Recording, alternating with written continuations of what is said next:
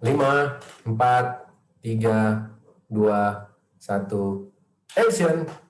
Halo saudara, ketemu lagi dengan saya, Ziko Papahan. Hari ini kita akan membicarakan suatu topik yang berjudul perlahan tapi pasti. Perlahan tapi pasti. Sebelum kita mulai, mari kita tunduk kepala untuk berdoa. Tuhan, tolonglah agar apa yang kami bicarakan di siang hari ini bisa membuat kami lebih mengenal Tuhan dan lebih mengenal diri kami sendiri. Terima kasih ya Tuhan. Di dalam nama Yesus kami berdoa. Amin. Oke, saya ingin ngasih lihat sesuatu sama Anda.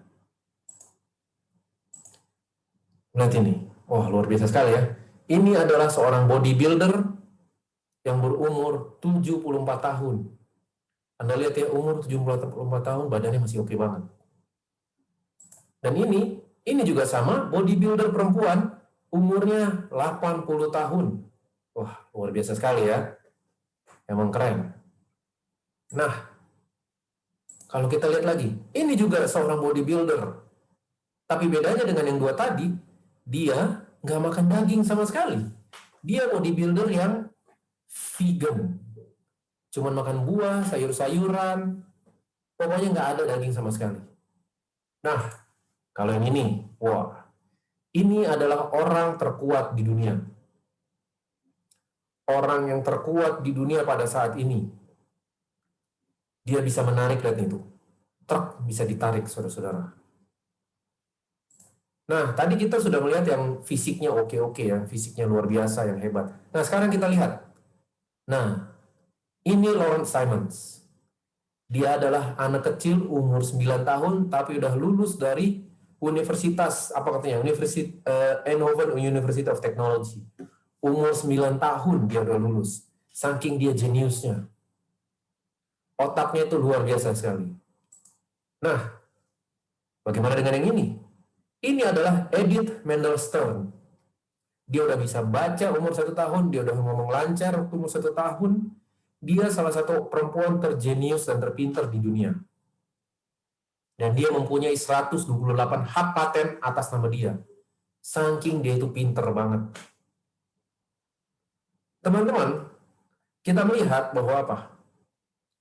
Dari contoh-contoh ini, Tuhan menciptakan manusia itu dengan kapasitas yang luar biasa. Ya kan? Badan kita ini kapasitasnya luar biasa sekali. Otak kita ini kapasitasnya sangat luar biasa banget. Bisa melakukan hal-hal yang ajaib.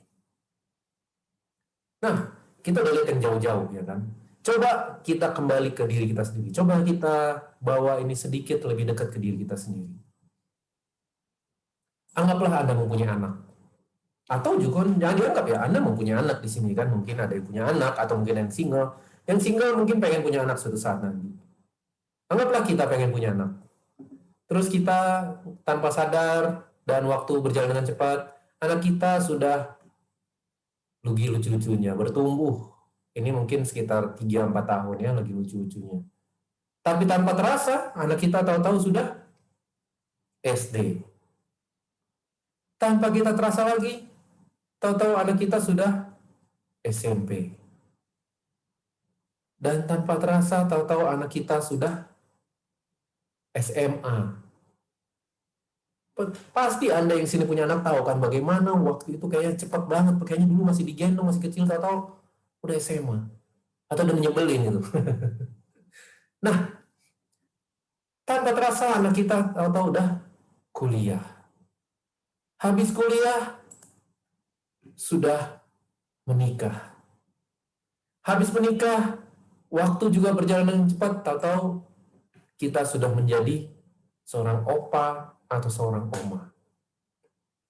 Ini adalah kehidupan yang luar biasa kan. Anda pasti ingin menjalani kehidupan yang seperti ini, yang dimana sepertinya semua berjalan dengan lancar, baik-baik, pokoknya, wah, puji Tuhan. Tapi bagaimana kalau Anda nggak bisa mengikuti hal-hal ini? Bagaimana Anda nggak bisa ikut serta dalam perkembangan anak Anda, dalam pertumbuhan anak Anda, atau bahkan menggendong cucu Anda? Bagaimana kalau Anda nggak bisa?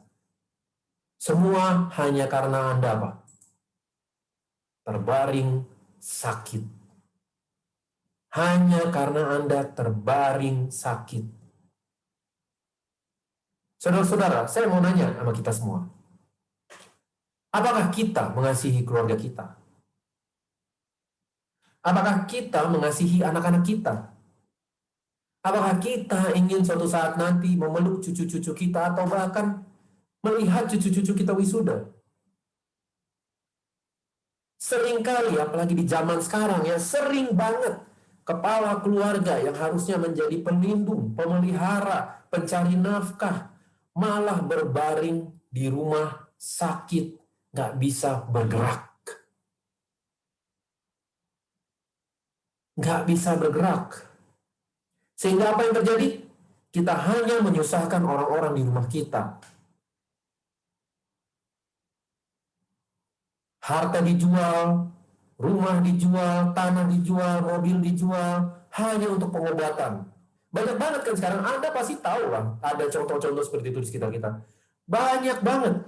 Tapi udah dijual itu semua, buat apa juga? Meninggal juga. Udah banyak dijual, meninggal juga. Teman-teman, Tuhan menciptakan kita, laki-laki, saya ngomong ini dulu kepada laki-laki dulu umumnya. Tuhan menciptakan kita untuk menjadi penjaga, pemelihara keluarga kita, yang melindungi, yang mengayomi keluarga kita. Bukan untuk jadi beban. Laki-laki itu jangan jadi beban.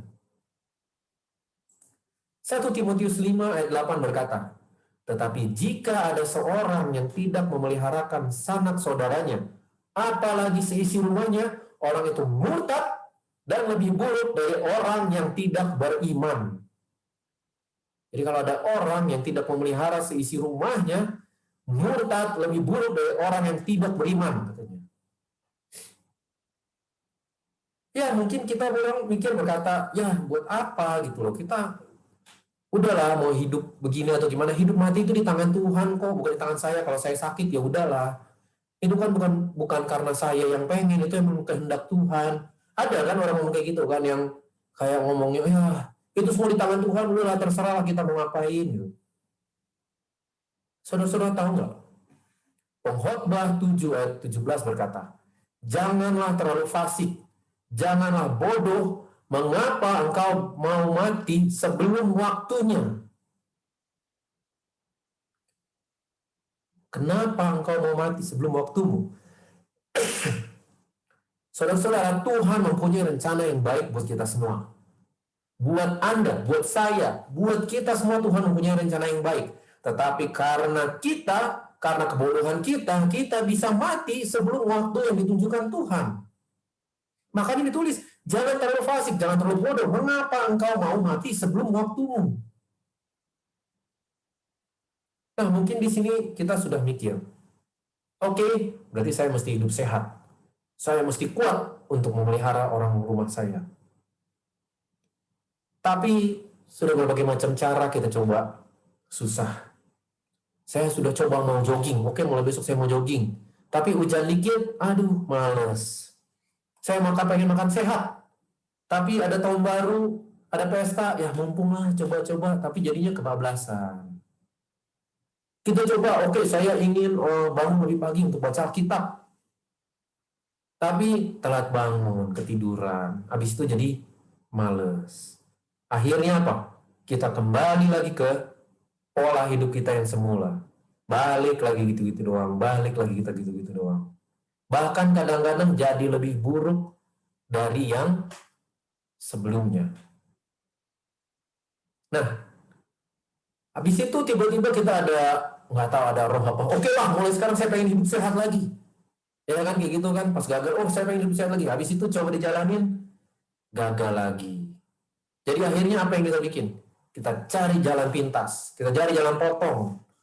Oh nggak apa-apa, kita makan daging banyak-banyak. Nanti kalau minum obat herbal ini, semua kolesterol ini, semua kolesterol itu akan terbuang. Oh kalau saya minum merek A, merek B, nggak apa-apa. Saya ini nanti akan sehat kok, dia bermuji. Nah gitu kan, produk-produk MLM atau produk-produk kesehatan yang kayaknya bakal bikin tiba-tiba sehat banget. Padahal kita udah minum itu, minum ini, kita masih mempunyai gaya hidup yang nggak sehat. Jadinya apa? Ya sia-sia, Anda minum obat-obat itu, tapi kalau kebiasaan yang lama nggak berkurang, ya sama aja. Jadinya apa? Uang habis, tapi nggak ada peningkatan apa-apa. Sama aja. Nah, saudara-saudara, tapi jangan takut. Mungkin Anda mikir, ya udah gimana dong? Gimana? Apa yang mesti saya bikin kalau gitu? Mungkin kita mikir kayak gitu kan. Gimana? Jangan takut. Di sini saya membawa jalan keluar untuk kita semua. Saya membawa jalan keluar untuk kita semua supaya kita bisa sampai melihat anak cucu kita. Jalan keluar supaya kita bisa menjadi suami atau istri yang terbaik yang Tuhan inginkan. Jalan keluar supaya kita nggak sakit-sakitan. Jalan keluar supaya kita nggak mati sebelum waktu kita. Nah, tapi tenang, tenang. Saya nggak akan membagikan, apa ya istilahnya, hal-hal yang rumit atau yang berat atau prinsip kesehatan yang begini, begini, begini. Karena kita semua sebenarnya tahu kan, supaya hidup sehat itu gimana. Saya yakin lah. Apalagi buat orang-orang yang sudah agak tua yang nonton. Pasti tahu lah, mau hidup sehat itu harus apa yang harus dibikin. Tapi sering masalahnya adalah apa? Bukan kita nggak tahu, kita nggak komitmen. Iya nggak? Kita nggak komitmen. Cita-cita tinggi, habis itu keok. Kendalanya hanyalah kita nggak komitmen. Nah, disitulah saya ada solusinya. Alkitab berkata, barang siapa setia dalam perkara-perkara kecil, ia setia juga dalam perkara-perkara besar. Dan barang siapa tidak benar dalam perkara-perkara kecil, ia tidak benar juga dalam perkara-perkara besar. Ya, setia dalam perkara kecil akan setia dalam perkara besar. Atau dalam istilah bisnis ini disebut dengan Kaizen. Nah, apa itu Kaizen? Saat orang mau hidup sehat, biasanya dia langsung cenderung bikin goal yang luar biasa. Saya mau turun berat badan langsung 50 kilo. Atau saya mau vegetarian mulai hari ini. Atau saya mau bangun jam 5 pagi buat baca kitab. Atau saya mau lari setiap hari mulai sekarang 10 kilo. Tapi baru sehari langsung keok. Pas habis lari, badan pegel-pegel langsung udahlah, karena lari saya jadi sakit-sakitan, udahlah. Atau karena kebanyakan makan sayur saya jadi pegel, udahlah gitu. Jadi kita kembali makan coklat lagi, kembali makan mie instan lagi. Jadi akhirnya kembali lagi jadi nggak sehat. Nah, disinilah kita nanti saya akan ngasih tahu mempraktekkan apa yang namanya Kaizen. Apa itu Kaizen? Ini bukan nama produk ya. Apa itu Kaizen? Pada zaman Perang Dunia Kedua, para manajemen-manajemen pabrik di Amerika mulai berpikir, bagaimana kita bisa meningkatkan produksi pesawat, produksi tank, produksi senjata, produksi mobil dengan signifikan, padahal kita dana terbatas, uang terbatas, nggak banyak yang bisa kita bikin. Bagaimana caranya gitu? Kita nggak bisa ada dana, kita justru lagi kurang duit.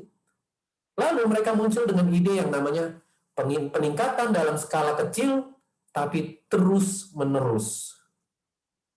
Peningkatan dalam skala kecil, tapi terus-menerus. Artinya apa? Jangan langsung bikin gudang baru, jangan langsung bikin pabrik baru. Tetapi coba lihat di sekeliling kita, di sekeliling pabrik ini, hal-hal apa yang bisa ditingkatkan ya dari skala-skala kecil, apa yang bisa diefektifkan, terus lakuin itu ke seluruh pabrik. Sehingga akhirnya peningkatan-peningkatan kecil tersebut kalau digabung jadi peningkatan apa? Peningkatan besar. Sehingga itulah yang menjadi salah satu faktor mereka memenangkan Perang Dunia Kedua. Karena Amerika bisa membuat senjata-senjata yang hebat ini. Yaitu tadi dari peningkatan-peningkatan kecil ke peningkatan-peningkatan yang besar. Nah, teknik ini lalu diterapkan secara terus-menerus. Dan setelah selesai perang, teknik ini diajarkan ke perusahaan-perusahaan Jepang. Anda tahu kan Jepang kalah dari perang. Tapi saat mereka kalah dari perang, teknik ini diajarkan ke perusahaan-perusahaan Jepang untuk membangkitkan ekonomi mereka dari kekalahan dari masa perang. Dan sekarang kita lihat ekonomi Jepang kayak gimana. Wah, di Asia adalah salah satu ekonomi yang terhebat. Sangat luar biasa. Dan inilah mereka terapkan peningkatan dalam skala kecil, tapi terus-menerus. Yang akhirnya orang Jepang sebut Kaizen. Yang orang Jepang sebut Kaizen. Toyota lah yang paling menerapkan Kaizen. Dan Anda lihat, perusahaan mobil mana yang nggak ada di seluruh dunia ini? Toyota ada di mana-mana. Kalau kita lihat ke garasi Anda, atau ke garasi tetangga, atau ke garasi, atau kalau Anda punya gereja, lihat ke garasi gereja, merek apa yang paling banyak? Toyota. Orang Amerika yang ngajarin ke Jepang, tapi Jepang yang jadi lebih hebat. Nah, jadi apa artinya Kaizen buat kita? Kaizen itu adalah peningkatan skala kecil secara terus-menerus. Saya bikin di sini kita harus meningkat 1% setiap hari. Meningkat 1% saja setiap hari. 1%. Makanya bahasa Indonesianya sedikit-dikit lama-lama jadi bukit. Nah, untuk hidup sehat inilah berfokus kepada peningkatan 1%. 1% aja Anda tingkatkan kalau untuk hidup sehat. Mungkin kelihatannya nggak banyak ya, tapi kayak kita lihat Kaizen tadi, perusahaan tadi, 1%, 1%, 1%, lama-lama 20%. Jadi tanpa kita sadari, lama-lama kita akan hidup lebih sehat. Nah, bagaimana caranya? Oke, coba kita lihat. Anda tahu kan, kunci hidup sehat itu adalah new start. Mungkin udah banyak yang mendengar, atau mungkin ada yang belum mendengar, saya coba ulangi sedikit. Kunci hidup sehat adalah new start. Apa new start itu? Pertama, nutrisi. Yaitu kita harus makan makanan sehat. Perbanyak sayur dan buah. Berikutnya, exercise. Olahraga secara rutin paling nggak apa? 30 menit sehari. Berikutnya, water. Banyak minum air paling nggak 8 gelas sehari. Habis itu sunshine. Tubuh kita harus terkena sinar matahari. Berikutnya temperance. Kita harus bisa menahan diri. Nah, ini untuk kita sehat secara mental. Saya bisa menahan diri dari nafsu yang berlebihan, baik itu nafsu makan, nafsu seks, nafsu marah, nafsu bekerja berlebihan. Nah, kita harus bisa. Berikutnya air. Kita harus menghirup udara segar. Dan rest. Kita harus istirahat yang cukup, tidur yang cukup, menikmati hari Sabat, hari yang diberikan Tuhan. Dan berikutnya adalah T, trust in God, mempunyai hubungan yang dekat dengan Tuhan. Nah, mungkin banyak yang udah tahu kan bahwa inilah kunci hidup sehat itu. New start. Ini hal-hal umum semua, nggak perlu yang luar biasa. Nah, saat kita mempunyai keinginan untuk hidup sehat, inilah target kita yang harus kita jalani. Disinilah kita bisa gunakan Kaizen. Nah, gimana caranya? Oke, Anda tinggal lihat aja. Dari 8 ini, mana yang paling menjadi kekurangan Anda? Pilih salah satu. Jangan langsung pengen dijalanin semuanya. Bisa mabok nanti. Pilih salah satu aja. Mana yang paling Anda gumuli, yang Anda paling susah? Apakah nutrisi, olahraga, menahan nafsu, udara, istirahat? Anda pilih salah satu, karena kan kita prinsipnya Kaizen. Jangan langsung semua, pelan-pelan, sedikit-sedikit, lama-lama jadi bukit. Mulai kecil, berakhir besar. Ingat seperti kata Alkitab tadi, setia dalam perkara kecil, akan setia dalam perkara besar. Nah sekarang, coba bayangin, dari 8 ini, mana yang paling Anda gumuli? Mana yang paling Anda mempunyai kekurangan? Nah, saat Anda sudah pilih satu, saya yakin pemirsa-pemirsa pasti sudah memilih satu. Saat Anda sudah memilih satu, kita bikin rencana bagaimana untuk memulai kecil. Ingat, kecil, jangan langsung gede-gede. Bagaimana kita memulai kecil? Oke, contohnya, kalau kita mempunyai masalah dalam makan sehat, kita pilih makanan sehat. Biasanya kita makan nasi, ayam, gulai, 3 piring sehari. Bagaimana mengatasinya? Jangan langsung kalap, oke mulai sekarang saya stop makan ayam, saya bilang, jangan. Tadi kayak kita bilang Kaizen, mulai perlahan-lahan kecil-kecil, 1% aja. Mulailah kurangin jadi 2. Mulailah dikurangin, habis itu besoknya atau mungkin bulan depannya 1. Pokoknya, walaupun Anda mulainya sedikit, tetap harus ada peningkatan. Ya, ngurangin seciprit, sedikit, sampai akhirnya Anda nggak makan ayam gulai sama sekali. Anda jadi lebih makan sayur. Begitu juga dengan makan sayur. Makannya misalnya sayurnya sekarang cuma bisa sesendok. Besoknya lagi atau minggu depannya 2 sendok. Minggu depannya lagi 3 sendok. Begitu juga dengan buah. Pokoknya sedikit-sedikit. Perlahan tapi pasti seperti judul khotbah kita. Nah, kalau Anda mempunyai kesusahan berolahraga, tapi kalau kita mempunyai kebiasaan susah berolahraga, tapi kita pengen banget gitu olahraganya susah. Mulai dari hal kecil. Lari di tempat 5 menit. Ya kan? Besoknya lari di tempat 6 menit. Atau jalan kaki 5 menit. Pasang jam Anda, oke saya mau lari 5 menit gitu. Atau push up 1 kali. Besok 2 kali. Besok 3 kali. Yang penting apa tadi? Perlahan tapi pasti dan meningkat. Kalau kita mempunyai masalah dalam minum air, kita kebanyakan minum kopi, atau misalnya kita kebanyakan minum soda, atau minum teh, kurangi asupan-asupan minuman manis itu sedikit. Tadinya mungkin kopi harus 4 gelas sehari, kurangin aja sedikit, 3 gelas. Kurangin lagi mungkin kalau 3 gelas susah, 3,5 gelas. Kalau minum air jarang, ya mulai tambahin 1 gelas, 2 gelas, bawa botol. Tapi jangan langsung, saya mau stop kopi, saya mau stop soda. Kalau nggak bisa hebat. Tapi biasanya gagal. Jadi kurangin pelan. Bawa botol minum. Kalau misalnya kita mempunyai masalah dalam sinar matahari, kita kerja apalagi sekarang banyak kita yang kerja dari rumah ya, work from home. Ya mulailah keluar 5 menit aja. Memang susah kayaknya mau keluar. Kayaknya kerjaan ada aja gitu. Keluarlah 5 menit, balik lagi pagi-pagi gitu kan. Keluar 5 menit, baru balik lagi pagi-pagi. Ingat, yang penting meningkat perlahan-lahan. Jangan stagnan, meningkat perlahan-lahan. Nah,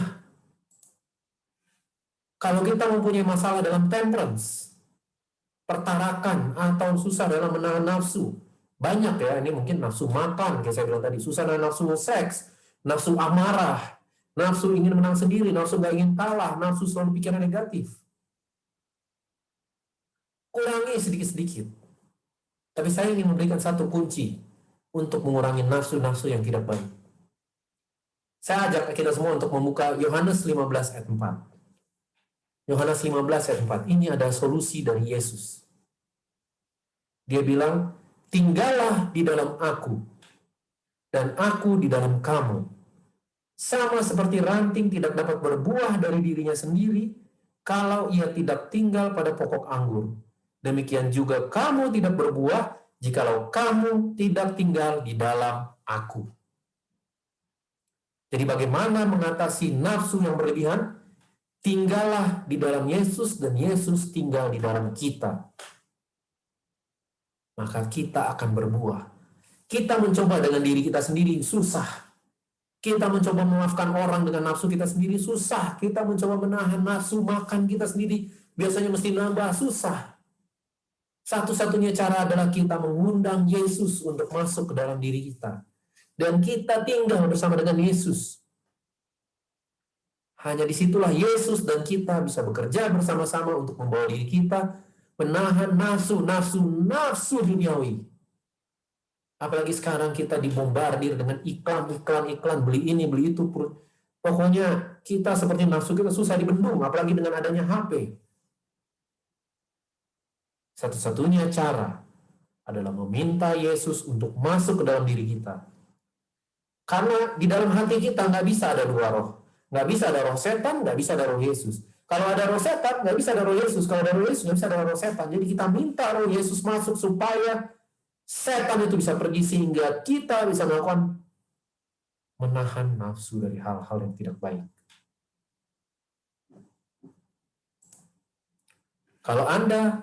Kalau kita merasa kekurangan udara segar, mulailah coba bangun pagi. Kalau susah bangun pagi, ya misalnya Anda bangun jam 7. Nggak apa-apa, pelan-pelan aja. Bangunlah 7 kurang 5. Besoknya lagi bangun 7 kurang 10. Bangunnya lagi 7 kurang 15. Jadi, kita bisa keluar, menghirup udara yang segar, udara pagi, kan kayak... Nggak usah udara pagi, sekarang aja kalau kita tarik napas kayak gitu. Kayaknya enak banget kan? Bayangin kalau kita keluar udara pagi itu kayak gimana enaknya. Dan itu adalah cara kita untuk hidup sehat. Mulai pelan-pelan aja. Kecil-kecil. Jangan langsung saya mau bangun jam 5 pagi. Jogging, enggak. Begitu juga dengan masalah istirahat. Apalagi sekarang zaman hiburan ya, di mana-mana. Di HP hiburan, di laptop hiburan, di iPad hiburan, kita keluar ada hiburan. Istirahat kita kurang. Kita kira dengan nonton video lucu-lucu di YouTube itu kita istirahat. Enggak. Istirahat yang sesungguhnya adalah saat kita tidur tenang, baik secara pikiran maupun fisik. Jadi secara istirahat, kalau Anda biasa tidur jam 12 malam, kurangilah sedikit-sedikit. 12 kurang 15. Besoknya lagi setengah 12. Besoknya lagi jam 11. Pokoknya bangun budaya istirahat yang baik. Karena istirahat ini, tidur ini merupakan faktor yang sangat memicu dalam serangan jantung. Kurang tidur maksudnya. Jadi, bangun kebiasaan tidur itu sedikit-sedikit. Yang tadi kita bilang kaizen, lama-lama akan jadi bukit. Dan jangan lupa untuk istirahat yang sesungguhnya di hari Sabat. Terkadang di hari Sabat kita istirahat secara fisik, tapi mental kita masih di kantor. Atau waktu walaupun kita nggak di kantor, badan kita di gereja, tapi kita ngecek HP, ngecek email. Jangan. Istirahat pelan-pelan. Itu juga mulailah pelan-pelan. Mungkin Anda kadang-kadang masih cek email hari Sabat, ya coba kurang-kurang dipelanin. Pelan-pelan dikurangin. Ya, pelan-pelan dikurangin. Ingat, Kaizen. 1% meningkat perlahan-lahan, sampai akhirnya Anda bisa tidur 8 jam, sampai akhirnya Anda bisa berhari Sabat dengan rileks, benar-benar nggak mikirin kantor. Ya, tapi ingat, intinya kita harus meningkat. Jangan stagnan. Berikutnya, kalau kita mempunyai masalah percaya kepada Tuhan susah. Ya bagaimana caranya ya? Kita mesti bangun hubungan dengan Tuhan. Saat membangun hubungan dengan Tuhan, ini biasanya resolusi tahun baru paling banyak nih. Mulai tahun ini saya ingin membangun hubungan dengan Tuhan. Tapi baru hari kedua, hari ketiga, keok. Mulai perlahan-lahan. Saat Anda bangun, berdoa, atau baca Alkitab 1 menit. Nah, 1 menit aja, 1 menit. Pas bangun pagi-pagi. Besoknya atau minggu depannya, bangun, baca Alkitab 2 menit. Besoknya bangun atau minggu depan baca Alkitab 3 menit. Nah, itulah kuncinya perlahan tapi pasti atau sedikit-sedikit menjadi bukit atau kaizen. Pelan-pelan tapi meningkat. Saudara-saudara percaya, kalau Anda mempunyai niat untuk improvement, karena di kantor pun kita bisa improve. Iya kan? Dari staff, manager, supervisor, bos. Kenapa dalam kehidupan kesehatan kita nggak bisa? Baik kesehatan fisik atau mental, apalagi dalam kepercayaan kita kepada Tuhan. Pelan-pelan, 1 menit, 2 menit, 3 menit, 4 menit, 5 menit, 6 menit. Sampai Anda mempunyai waktu yang steady, yang lama saat Anda bisa berdiskusi, bercerita kepada Tuhan. Nah, saudara-saudara, inilah kunci kaizen itu. Dari itu tadi, kalau kita mempunyai pergumulan, pilih salah satu, mulai dengan hal yang kecil. Hal yang kecil banget. tapi konsisten. Setia melakukannya dan selalulah meningkat 1% dari hari yang sebelumnya. Ingat, meningkat 1%, 1 menit, 1 push up, pokoknya meningkat dari hari yang sebelumnya. Karena sedikit-sedikit, lama-lama akan menjadi bukit. Mungkin Anda bertanya, oke, kalau gitu gimana kalau saya gagal? Gimana kalau saya tiba-tiba jatuh di tengah jalan? Enggak apa-apa. Namanya hidup pasti akan ada kegagalan.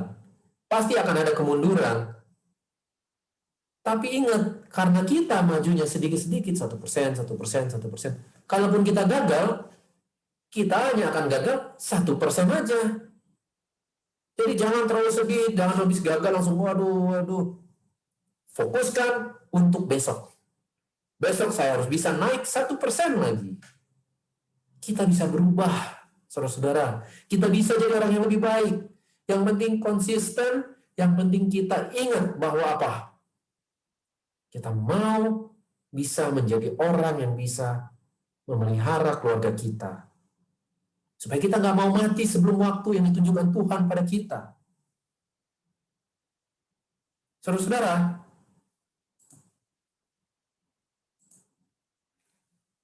Tuhan Yesus itu sangat mengasihi kita. Yohanes 3:16, saya yakin semua pasti hafal di sini.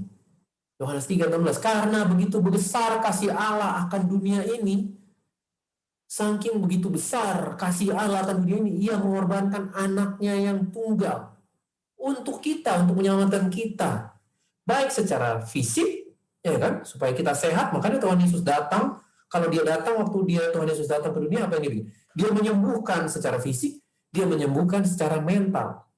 Tuhan Yesus mau menyembuhkan Anda secara fisik dan mental, tetapi kadang kita sendiri yang nggak mau menyembuhkan diri kita. Kita harus mau menerima uluran tangan Tuhan Yesus. Kita juga dipanggil, saudara-saudara. Anda tahu dalam Roma 12 ayat 1 dibilang apa? Kita dipanggil. Nih saya bacakan. Karena itu saudara-saudara, demi kemurahan Allah, aku menasihatkan kamu supaya kamu mempersembahkan tubuhmu sebagai persembahan yang hidup, yang kudus, berkenan kepada Allah. Itu adalah ibadahmu yang sejati. Nah sekarang, mari kita lihat diri kita. Persembahan apa yang kita berikan kepada Allah? Persembahan yang diabetesan, persembahan yang jantungan, persembahan yang migrain, persembahan yang nggak bisa nahan nafsu, persembahan yang suka marah-marah, suka mukul istri, suka mukul anak, persembahan yang suka korupsi di kantor, persembahan yang kayak gimana yang kita berikan kepada Allah? Persembahan yang hidup, yang kuduskah, yang berkenan kepada Allah, atau yang berkenan kepada diri Anda sendiri, atau yang berkenan kepada dunia?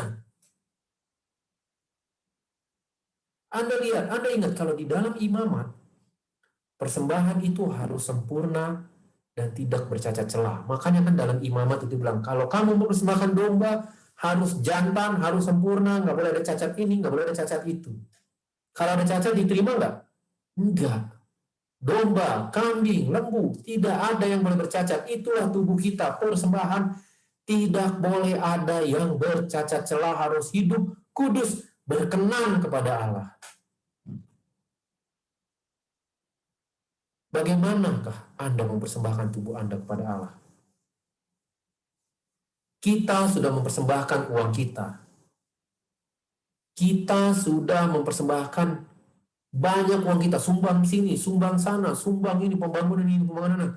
Tetapi kita tidak mempersembahkan tubuh kita, pikiran kita tidak mempersembahkan kesehatan kita.